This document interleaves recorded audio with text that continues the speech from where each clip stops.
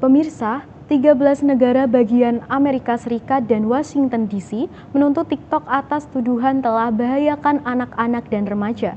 Gugatan ini terjadi di tengah ancaman larangan operasional TikTok di Amerika jika tidak dijual ke perusahaan Amerika Serikat pada Januari 2025. Informasi ini sekaligus menutup perjumpaan kita hari ini. Tetap saksikan USM News hanya di USM TV. Saya Yohana dan kru yang bertugas pamit undur diri. Terima kasih. Wassalamualaikum warahmatullahi wabarakatuh.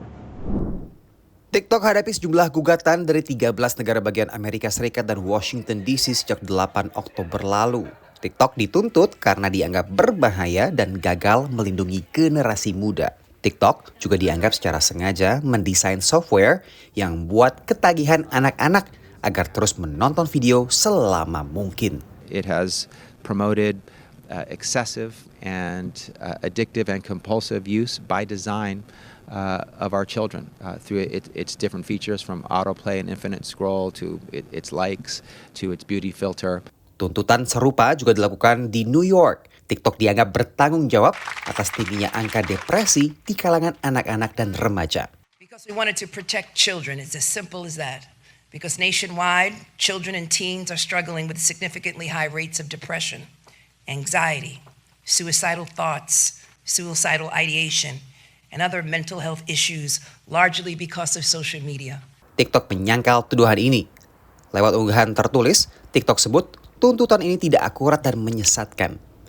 TikTok mengaku secara proaktif menolak pengguna di bawah umur dan telah luncurkan fitur seperti pembatasan penggunaan mode keluarga dan mode privasi khusus untuk pengguna di bawah 16 tahun. Tuntutan ini berawal dari sebuah investigasi yang dilakukan oleh koalisi bipartisan Partai Demokrat juga Partai Republik sejak bulan Maret tahun 2022 lalu. Lantas yang kerap jadi pertanyaan adalah apakah kesehatan mental yang mempengaruhi generasi muda ini sepenuhnya adalah kesalahan TikTok atau sebuah fenomena media sosial secara umum? Studi Indiana University menyimpulkan media sosial secara umum berkontribusi terhadap stres pemuda di Amerika Serikat. Over half are saying they feel pressure, negative pressure, to achieve and to always be exceptional. And over half are saying they feel negative pressure to look good or to have a certain appearance.